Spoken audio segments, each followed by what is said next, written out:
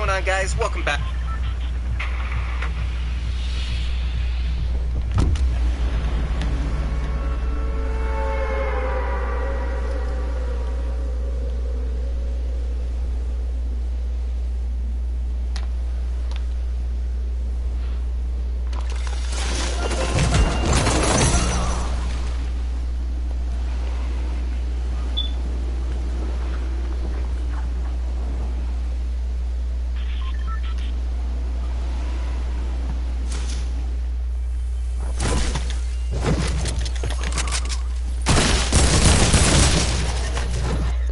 Fucking AK's retarded, bro.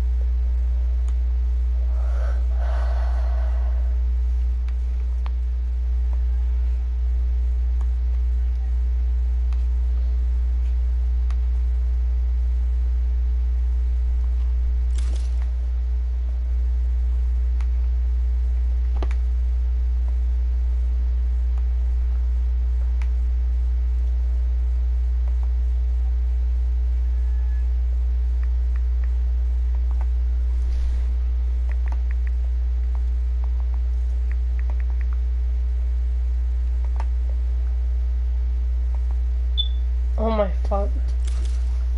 Kill me now. Look what I just did.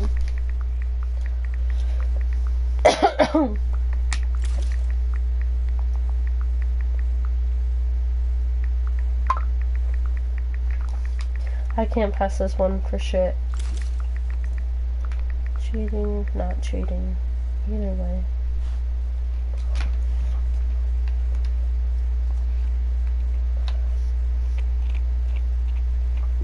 I don't know what to do with my life.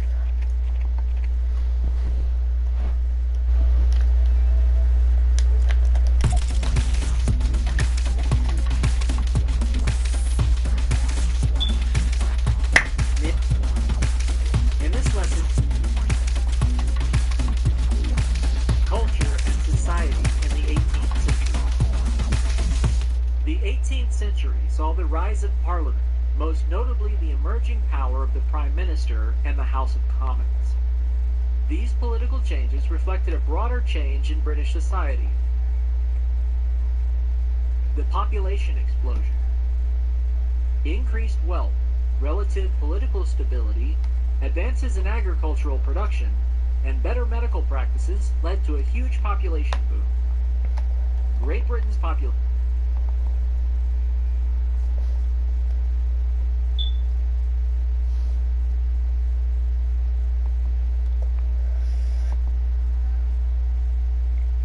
language change, and grammar texts.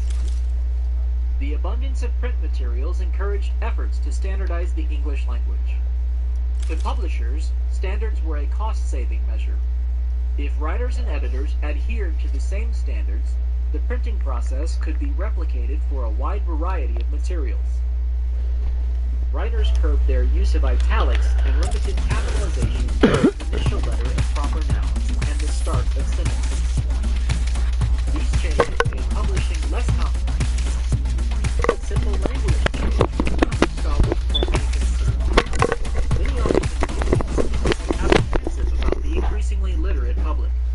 Some scholars believe that when poorly educated people spoke and wrote, they degraded the English language. In other words, scholars were not only worried about... Ultimately, though, the idea of a language academy never caught on in England. Many scholars objected outright to such controls on creativity, arguing that creative freedom was a crucial part of genius. According to Alexander Pope, for instance, the French and Italians might need the strict controls of a language academy, but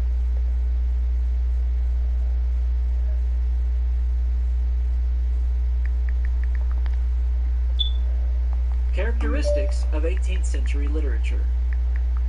The publishing boom also resulted in the growth of magazines and journals, which featured works by some of the period's greatest writers. Some of these works were philosophical and embodied Enlightenment thought, such as David Hume's 1741 essay, Of the Liberty of the Press, or John Locke's Essay Concerning Human Understanding. These essays claim that neoclassical writers of the 18th century were much less influenced by Puritanism than writers of previous generations. A new literary form also gained popularity during the period, the novel.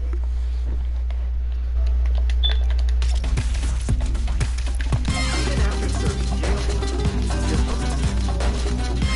reading 18th century literature. Daniel Defoe.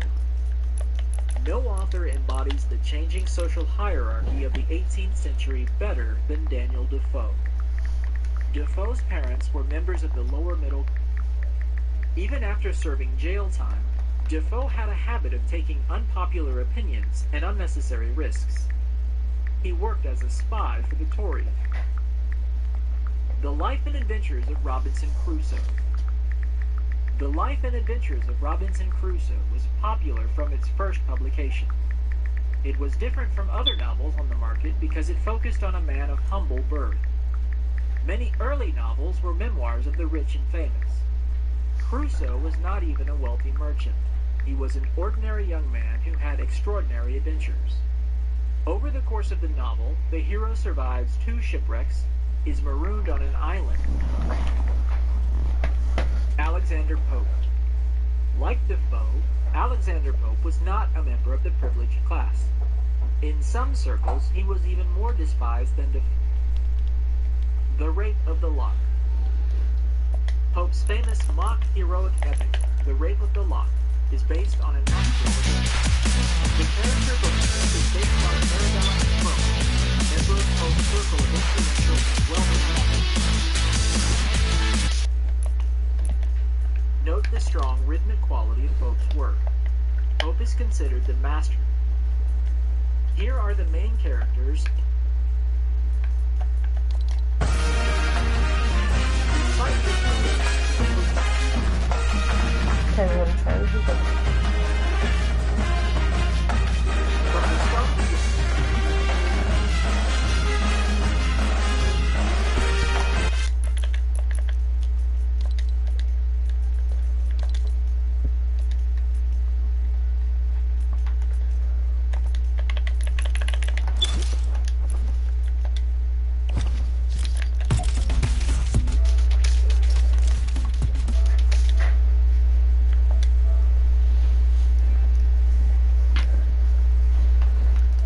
Damn, these are new.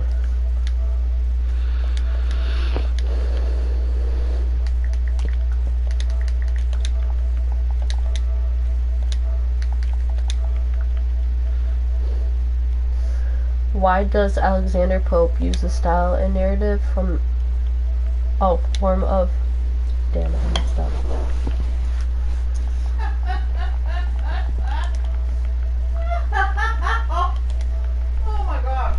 Epics to describe a relatively insignificant incident in the Rape of Lock.